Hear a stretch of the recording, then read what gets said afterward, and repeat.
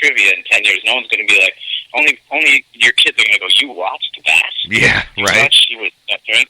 And their kids are going to be like, ugh. Yeah.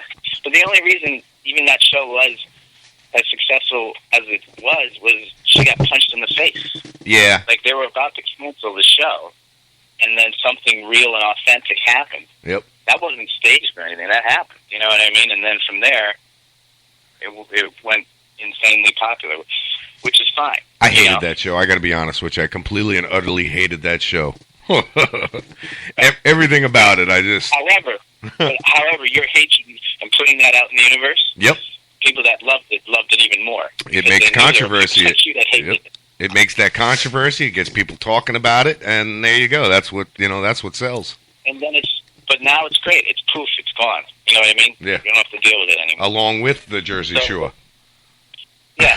It's like that. The hook that I see for Naked and Afraid, which I kind of like, but I kind of don't like, is when they give you the backstory. Yeah. Survival. Let's say the guy can live in the desert. So, of course, they drop him in a rainforest. Of course. You know what I mean? And I'm like, come on, man. If he knows how to survive in the desert, I'd like to see him survive in the desert. Don't put him in the damn desert. Exactly. Yeah. That's like you being a comedian and them, sticking you in a coal mine and saying, here you go, bro. Here's a pick, a shovel, and a hat. Go for it. Here's a great story for you, right? This is one of my first auditions in New York City. I met this guy. He'd seen me act, and he remembered I did this really funny monologue about how my girlfriend was trying to get me to enjoy pornography with him. Oh, boy. And it was like this fun, really awkward. The guy wasn't ready for it because he has his own rituals. Yeah. It's really funny. So he's like, they got this big movie coming up, and they really want to see you go down here and audition and do that monologue. And I was like, okay, I'll do it. Yeah. So I walk in, and it's like a cattle call. There's a ton of people. Oh, boy. And I could see in the very front, I could see, like, the person is auditioning. Like, you can see them auditioning. They're, like, standing up and doing it. And I was like, this is weird. So I sit in the back with all these other actors, and the guy comes up, and he does his monologue, and he talks about his wife and their child being born and how awesome it was. And then it goes on this horrible thing about how he lost his whole family to drugs and alcohol, and he starts crying. I mean, it was like totally dramatic. And I'm just like, oh my God, you want me to do a comedy monologue? You told me to tell me. So I said, all right, I'll see the next guy go up, and I'll see what happens. So the next guy goes up, and he's kind of like a Wall Street guy. Yeah. And he's talking about all the money he's made, and then he starts talking about how his life spiraled out of control with drugs and alcohol. And now I'm in the back, and I'm, like, being critical. I'm like, what the fuck? Like, this is the single man's version of... Yeah, just watch them F-bombs. I said, why would this guy do, like, the single version of the guy before him? The guy before him was the married... drug guy, right? Now this is just the single version. Then I'm seeing him arc and start crying, so I'm just like, like moaning in the back. Right? Now what do I do? And I'm like, right. So this woman grabs my arm, and she goes, "What are you doing?" And I'm like, "What?" I said, "I'm here for the audition." She goes, "You're in an AA meeting. The audition's on the second floor." Yo, now that would have been good TV, bro. I was heckling people at an Alcoholics Anonymous meeting. Yo, I love it. I was turning to people next to me going, watch, this guy's going to start crying now. And they're all like, what's wrong with this guy?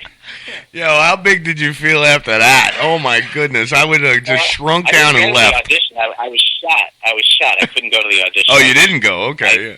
You took shots. I stumbled out of there just like, what the heck just happened?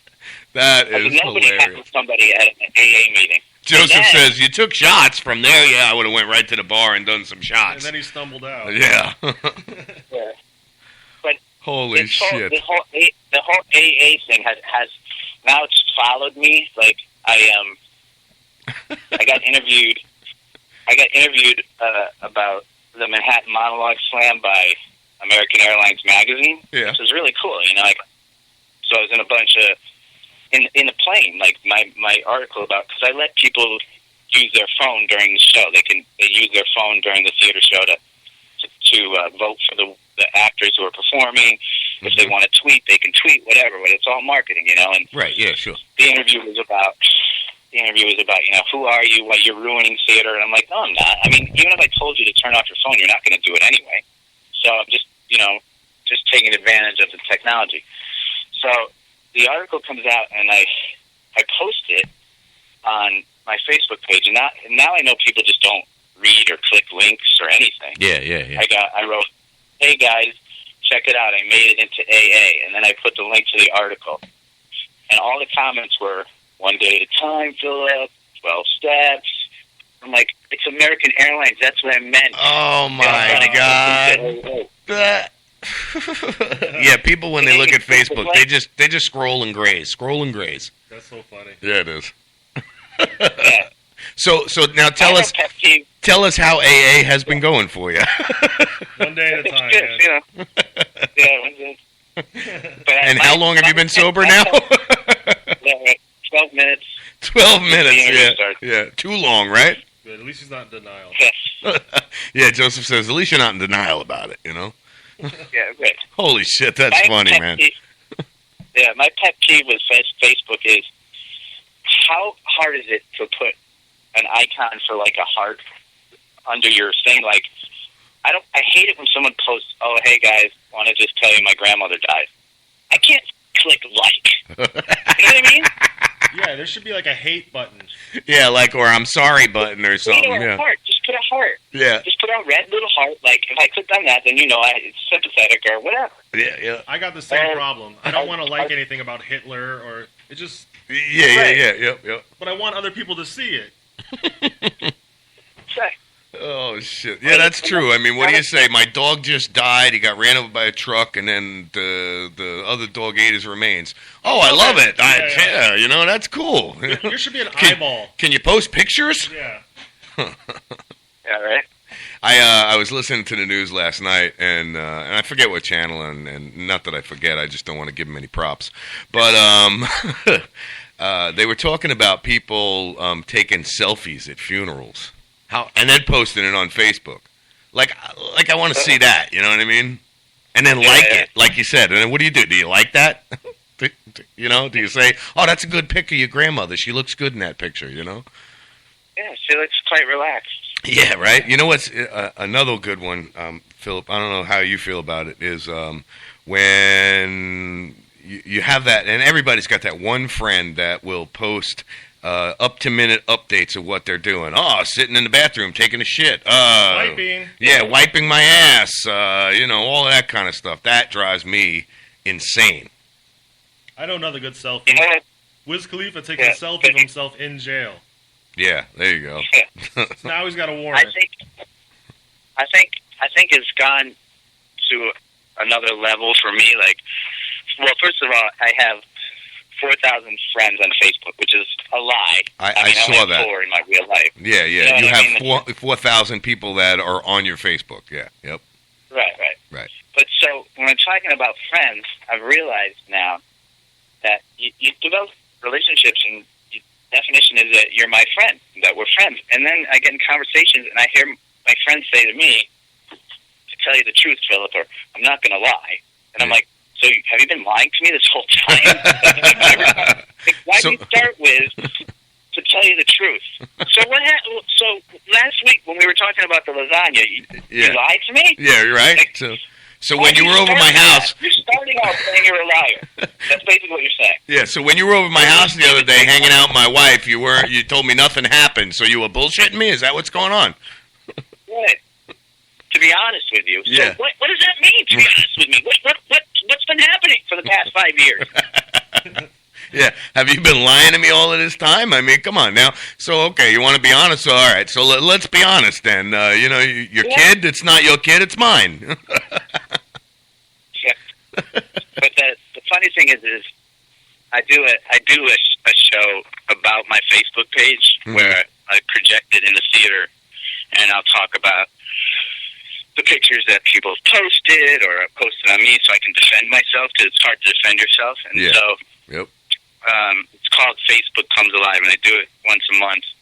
And so the Huffington Post was like, "Oh, we want to interview you about this," and I was like, "Oh, that's great," you know. Oh boy! And so their angle was this egomaniac, you know, thinks his Facebook page is so good that he has to do a live theater show in New York City. And then I was like, whoa. Yeah. What do you do? What do you do? What do you do about something like that? I mean, who does that anyway? I said, that's not. Right. I said, is that the angle you're taking? And he said, yeah. And I said, okay. Well, let me explain what the show's about, and then see if you might change the angle of your show. I mean, of what you're writing. So he's like, all right, go ahead. So I said, the reason I'm doing the show is because I'm at a certain age where my friends are having kids, and their only way to share stuff with each other is Facebook or Twitter. Right. Yep. So, for example, my friend's daughter was her, class picture, probably, 4th grade or 5th grade. She posts it, they post it, and then he has to physically get his picture, put it on a scanner, scan it, and put it up on Facebook, right? An effort to show his and his daughter, right? And the picture is our class picture. Yeah. So it's class picture, and he messages me on Facebook. He's like, "I'm sorry, I put this up here, but I wanted to show my daughter what I look like in 5th, 6th grade." And I was like, because I looked like crap. I mean, I had these huge dark circles under my eyes. Listen, I was mullet man, so I know how you feel. I grew up. And I was like, we grew up where, if stuff was happening in your house, you didn't talk to your friends about it. You were just quiet. No one knew anything. Yep. So, there was only one phone. You never answered it. And it was a rotary phone. Friday. Yeah. I was like, that was a Friday, right? He was like, yeah, it was Friday. I said, oh, I remember that. He goes, are you okay with it? I said, look, man, I had a really bad bedwetting problem. I couldn't sleep over people's houses or anything. So that Friday was school pictures. On that Monday, my dad took me to the doctor to find out what was wrong with me. And so they examined me and everything. And they don't tell me what's wrong with me. They tell my dad. Right. So Tuesday, I come home from school, and my dad's like, come upstairs. And I was like, well. Oh, boy. Here it comes. Because the doctor says that you're a heavy sleeper, which means your brain doesn't know what your body's doing in the middle of the night. So he brings me to my bed, and he puts on the bed this, metal sheet with, jumper cables to a car battery. And he turns it on, and he's like, so tonight, when you fall asleep, when you start to pee, it's going to shock you and wake your brain up. And it's going to keep doing that till you, get trained. And I was like, oh, what? So I tell my friend that, and I said, look, he's like, that's not true. I said, Google WeAlert, because that's the name of the product. Right. So Tuesday night, this is hilarious. Wednesday night, I didn't sleep. Thursday night, I didn't sleep. Friday was school pictures. So that's how could you sleep? You're afraid of getting electrocuted in the middle of the night. You said Wednesday you didn't sleep, Thursday you didn't sleep, Friday was school picture. I can't wait to hear it. Oh, boy. So I tell my friend the story. He's like, oh, my God. So then the next day, I get tagged in a picture of the actual product. He found it. Oh, man. So that's why I always have to explain my page. What does this picture mean? Right? So then I told the guy from the Huffington Post, and he's like, oh, my God, I'm changing the whole angle of this thing. It's all about your life. What the hell happened to you? And so then I get into the whole thing. My mother was excited. I have 4 older brothers, and the one that was closest in age to me is 5 years older than me. So my mother was when the article came out, she was like, oh, Philip, you should have told him that I created the first baby monitor. And I'm like, huh? She's like, oh, yeah, when you were a little baby and I had to take Robert to nursery school, I didn't feel like dressing you up and putting you in the car. So I said, so what did you do? And she said, that the kitchen phone? And I'm like, yeah, the long corded phone that, the long corded one that always gets caught up in I'm like, yeah. She goes, I would call your father at work